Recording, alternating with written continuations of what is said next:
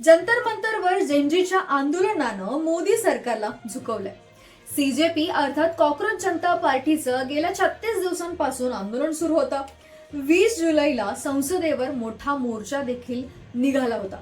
याच दरम्यान सोनम वांगचुक यांनी 26 दिवसांचं उपोषण केलं होतं. सर्वत्र याच आंदोलनासंदर्भातल्या चर्चा होत होत्या. नीट पेपर फुटी प्रकरणी पुकारलेल्या या आंदोलकांची मुख्य मागणी जी आता पूर्ण झाली आहे ती म्हणजे केंद्रीय मंत्री धर्मेंद्र प्रधान यांनी अखेर राजीनामा दिलाय. पण राजीनामा देण्यास इतके दिवस का लागले? राजीनामा देण्यामागची 4 कारणं काय आहेत हे जाणून घेण्यासाठी हा व्हिडिओ शेवटपर्यंत नक्की बघा. शनिवारी दुपारी 2:15च्या सुमारास धर्मेंद्र प्रधान यांनी सोशल मीडियावरती पोस्ट करत आपल्या राजीनाम्याची घोषणा केली. यावेळी ते असं म्हणाले की नीट पेपर फुटी प्रकरणी आम्ही योग्य ती पावलं उचलली होती. काही जबाबदार पदांवरती असणाऱ्या व्यक्तींनी विद्यार्थ्यांना भडकवण्याचा प्रयत्न केला. त्यामुळे मी व्यथित झालो आणि मी माझ्या पदाचा राजीनामा देतोय असं धर्मेंद्र प्रधान यांनी आपल्या पोस्टमध्ये म्हटलंय. धर्मेंद्र प्रधान यांच्या राजीनाम्याची काही कारणं आहेत. पहिलं कारण म्हणजे आंदोलन देशभर पसरणं. सीजेपीचं आंदोलन गेल्या 36 दिवसांपासून सुरू होतं. हे आंदोलन हळूहळू देशभरात पसरू लागलं. दिल्ली सोबतच इतर शहरांमध्ये या आंदोलनाचे मोठे पडसाद पाहायला मिळाले. यावेळी सरकारकडून काही प्रयत्न करण्यात आले.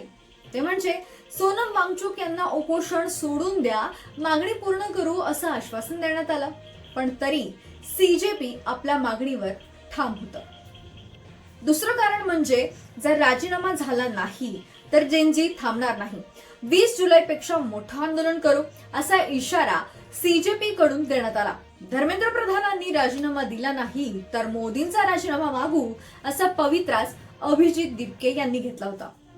तसंच आधीच्या दिवसातील आंदोलनाची दाहकता सरकारनं ओळखली. हेही राजीनाम्याचं एक कारण आहे. तिसरं कारण म्हणजे सरकारवरचा दबाव हा दिवसेंदिवस वाढत चालला होता. या आंदोलनामध्ये इतर विरोधी पक्ष सुद्धा आक्रमक झाले होते.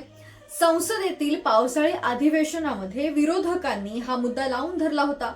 विरोधक प्रधानांच्या राजीनाम्याच्या मागणीवर ठाम होते. त्यामुळे सभागृहाचं कामकाज सतत ठप्प होत होतं.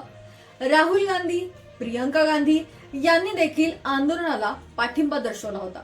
या आंदोलनादरम्यान त्यांना धक्काबुक्की देखील झाली. त्यांना पोलिसांनी ताब्यातही घेतलं होतं. आणि या सगळ्या घटनांमुळेच सरकारवरती दबाव हा आणखीन वाढला.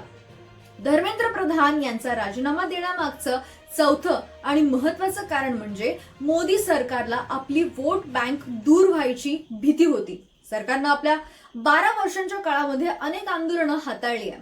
अशा वेळी त्यांना आपल्या वोट बँकेचा अंदाज होता. पण सीजेपीचं आंदोलन हे पूर्णपणे वेगळ्या पातळीवर तयार झालं होतं. भारताच्या सरन्यायाधीशांनी देशातील तरुणांना उद्देशून कॉक्रोच म्हटलं होतं आणि त्यानंतर सीजेपी सारखा पक्ष उभा राहिला. या वोट बँकेशिवाय राजकारण चालणार नाही या भीतीमुळे रात्री उशिरा व्हिडिओ पोस्ट करत मोदींनी जेनजीशी संवाद साधला. धर्मेंद्र प्रधान यांनी राजीनामा दिला. पण आता अशा घटनेनंतर मोदी सरकारचं पुढे काय होतं हे पाहावं लागणार आहे. बाकी तुम्हाला हा व्हिडिओ कसा वाटला हे आम्हाला कमेंट करून नक्की सांगा. व्हिडिओला लाईक करा, शेअर करा आणि जर तुम्ही या चॅनलवर नवीन असाल तर चॅनलला सबस्क्राईब करायला विसरू नका. धन्यवाद.